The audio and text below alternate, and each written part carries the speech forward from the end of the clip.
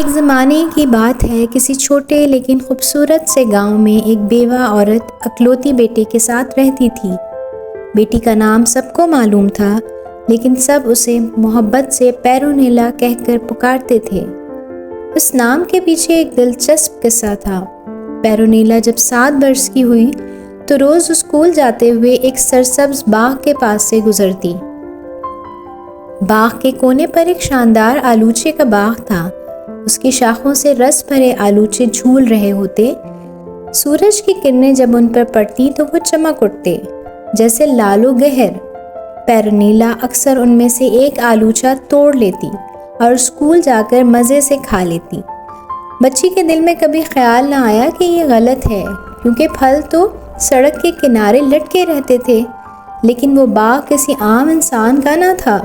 وہاں ایک جادوگرنی رہتی تھی جو کسی کو اپنی چیز چھوتے دیکھتی برداشت نہیں کرتی تھی۔ ایک دن اس نے پیرونیلا کو درخت سے آلوچہ توڑتے دیکھ لیا تو اس کی آنکھوں میں غصے کی چنگاریاں بھڑک اٹھیں۔ اگلی صبح وہ جھاڑیوں کے پیچھے ہی چھپی رہی۔ جیسے ہی پیرونیلا نے ہاتھ بڑھایا، جادوگرنی نے جھپٹ کے اس کا بازو پکڑ لیا۔ چھوٹی چورنی، اس نے چیخ کر کہا، آخر کار تمہیں رنگے ہاتھوں پکڑ ہی لیا، اب تمہارے گناہ کی سزا ملے گی۔ بیچاری پیرونیلا ڈر کے مارے کانپنے لگی۔ اس نے منت سماجت کی کہ وہ دوبارہ ایسا نہیں کرے گی، مگر جادوگرنی کا دل پتھر کا تھا۔ وہ لڑکی کو گھسیٹ کر اپنے گھر لے آئی اور قید کر لیا۔ دن ہفتے مہینوں میں بدل گئے۔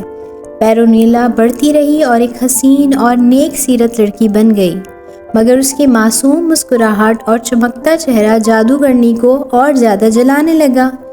ایک دن جادوگرنی نے اسے بلایا اور ایک ٹوکری تھماتے ہوئے کہا، Fill it with water from the well. If you return empty, I will take your life. پیرونیلا ٹوکری لے کر کنویں کے پاس گئی۔ اس نے ٹوکری کو بار بار کنویں میں ڈالا، لیکن پانی بار بار بہہ نکلتا۔ تھک ہار کر وہ رونے لگی۔ اچانک اس نے کسی کو پکارتے ہوئے سنا، پیرونیلا why are you crying؟ ایک دیو جس کی آنکھیں نیلی چمکتی ہوئی اس کے سامنے کھڑا تھا۔ وہ کہنے لگا، My name is Pansiyable. I know my mother wants to kill you. If you promise to marry me, I will fill this basket. پیرونیلا نے صاف انکار کر دیا۔ پینسیابل نے کہا، میں پھر بھی تمہاری مدد کروں گا، اور پھر جادو کے زور سے پانی ٹوکری میں بھر گیا۔ جادوگرنی بولی، پینسیابل نے ضرور تمہاری مدد کی ہوگی۔ Go to my sister. مگر پیرونیلا نے نظریں جھکا لی۔ اگلی صبح اس نے نئی آزمائش تیار کی۔ Go to my sister جو پہاڑوں کے پاس ہے، وہ تمہیں ایک چیسٹ دے گی، وہ میرے پاس لے کر آؤ۔ جادوگرنی کے دل میں خیال تھا کہ اس کی بہن اس کو کبھی واپس آنے نہیں دے گی، مگر پیرونیلا معصوم دل سے روانہ ہو گئی۔ راستے میں پینسیابل نے اسے روکا۔ کہاں جا رہی ہو پیرونیلا؟ ہے پینسیابل، میں ملکہ کی بہن کے گھر جا رہی ہوں، مجھے وہاں سے ایک صندوق لانا ہے، وہ تمہیں موت کے منہ میں بھیج رہی ہے۔ پرومس می تم مجھ سے شادی کرو گی۔ آئی ول سیو یو۔ میں دیو سے کیسے شادی کر سکتی ہوں؟ Still I will save your life.